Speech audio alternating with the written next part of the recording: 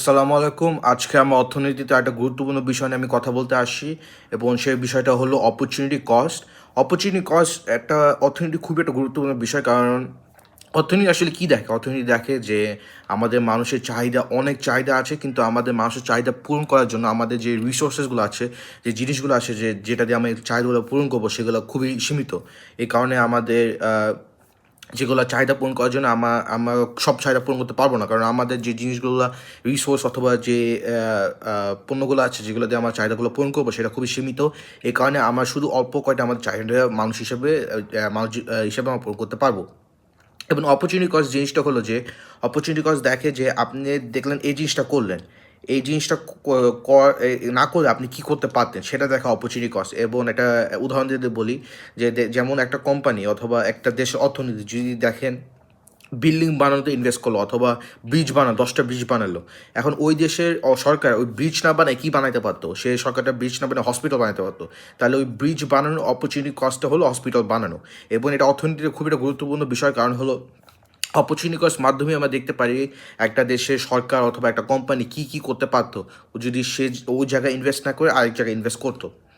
এবং আরেকটা খুবই মানুষ জীবনে আমাদের দৈনিক জীবন উদাহরণ দিয়ে দেখলে আমাদের দৈনিক জীবনে অনেকজন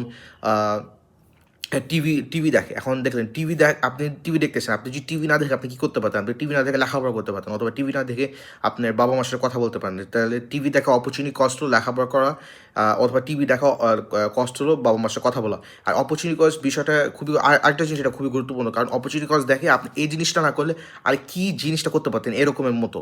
আর আপনি যদি আপনি যে জিনিসটা করতেছেন অথবা আপনি কোম্পানি হিসাবে যে জিনিসটা করতেছেন এবং সেটা যদি আপনি জানেন অপরচুনিটি কস্টটা কী, আপনি যে এই জিনিসটা করার অপরচুনিটি কস্টটা কী, তাহলে আপনি বুঝতে পারবেন যে আপনি যদি এই জিনিসটা করা উচিত না এই জিনিসটা করা উচিত। কারণ আপনি কম্পেয়ার করতেছেন আপনার দুটো জিনিসের মধ্যে।